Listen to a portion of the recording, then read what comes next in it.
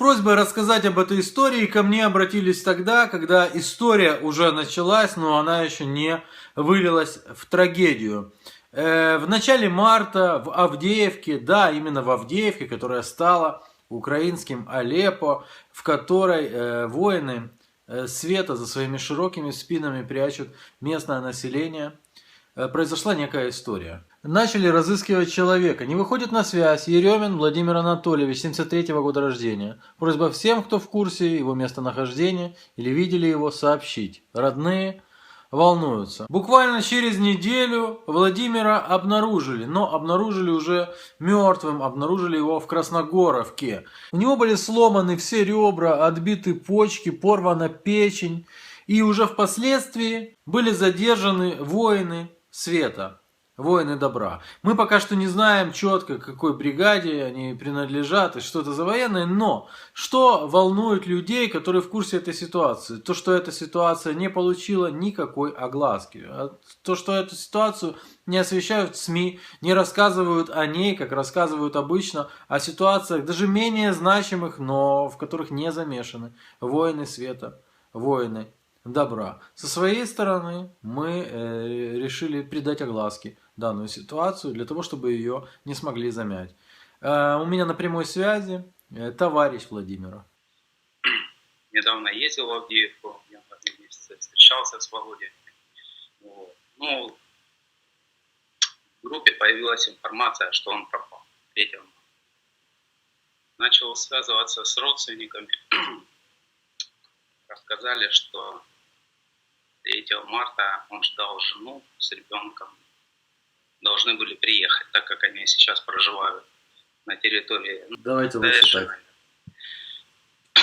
Вот. Ну, так как начался обстрел, он позвонил и настоял для того, чтобы они не ехали. Позвонил им, сказал, чтобы не ехали, это мне уже жена сказала.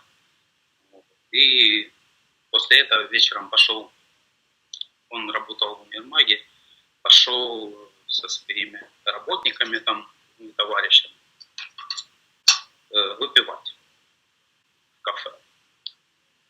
Ну, как бы я так понял, с горя, то, что не увидел, он давно не видел сына своего. И, как потом рассказали, зашли они в кафе, во второе, были в одном кафе, потом перешли в другое кафе, в котором отдыхали военные украинские. Вот. Но он был такой человек по-украински настроен. И подсел к этим военным, начал там расспрашивать, когда все закончится, купил им пиво, они отказались от пива, говорят, что сейчас сильно их контролируют за спиртное. И вот они отказались и ушли в другой зал. В другой зал кафе ушли. После этого встали и вообще ушли с этого кафе. Ну а где-то через полчаса, как мне рассказали родственники, и он ушел, пошел домой. Это было примерно в 12 ночи, и 20 минут первого жена сказала, что у нее был неотвеченный звонок от него. То есть примерно в 20 минут, там, в пол-первого он шел домой. И после этого он пропал. Его искали неделю. Неделю его не было, и в следующую, получается, пятницу, это числа 10 или 11, его нашли. Нашли его за городом, в посадке за заводом в Красногоровке. Вот. Сильно избитого, без куртки, как сказали, рядом был скотч, не было кольца, цепочки, телефона. Ну, все сразу подумали, что как бы это были эти военные. Ну, сейчас, как выяснилось, были похороны его вчера, что уже был следственный эксперимент. Одного из этих военнослужащих задержали, как оказалось, все-таки военнослужащие, не те, которые были в кафе, а другие. То есть пьяные его там где-то увидели, остановились, толкали в машину и вывезли. А зачем? С какой целью? Ну вот этого как бы еще никто не знает. Может быть, знали, что он торгует. У него был отдел в универмаге. Там очень часто скуплялись у него военнослужащие. Может, знали, кто это, может, думали, что при нем есть деньги, так как они после универмага пошли как бы в это кафе. Ну, не знаю. Цель, как бы, забрать телефон, серебряное кольцо и цепочку, ну, тоже не улаживается в голове для этого человека.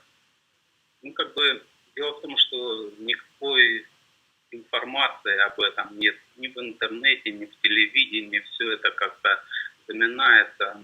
Пытаемся как бы знать об этом все, ну, там, рассказать. Полная тишина.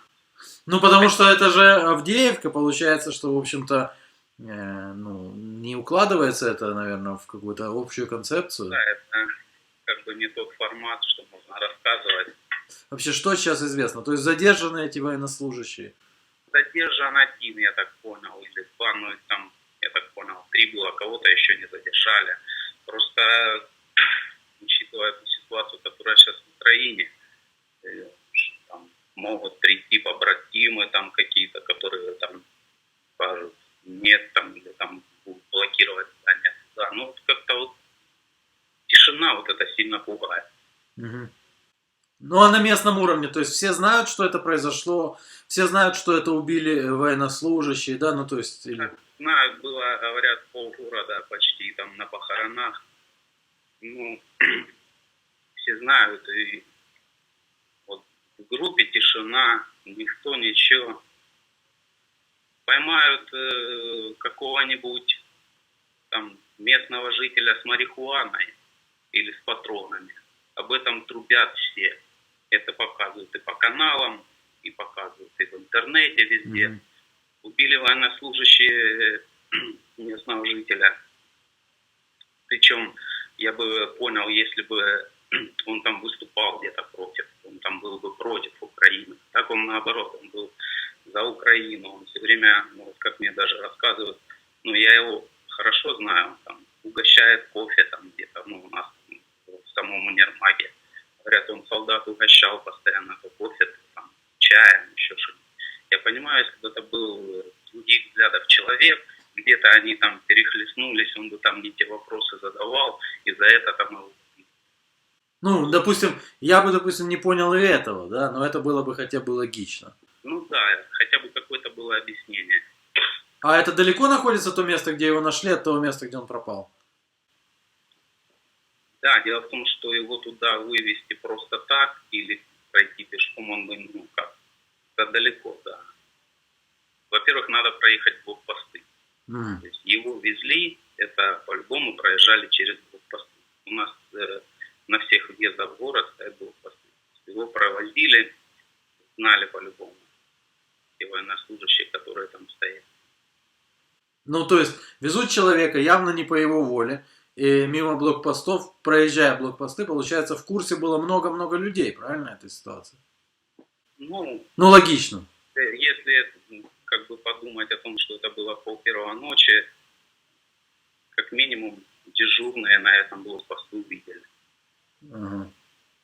Ну, говорят, в день похорон уже был какой-то следственный эксперимент. Водили этого задержанного военного, как мне объяснили, что поймали его по телефону, по тому, который он забрал у этого Владимира. То есть они забрали телефон, где-то там выкинули карточку, вставили свою, ну и поймали. Ну, кто это? Какой бригады? Никто, ничего. Обычно это все как бы сразу освещалось на нашем местном уровне. А это тишина. Хотелось бы, чтобы это все просто... Ну, я понял, чтобы это не замяли, и чтобы воин света не искупил кровью где-то там. Я понял. Хорошо, спасибо вам большое.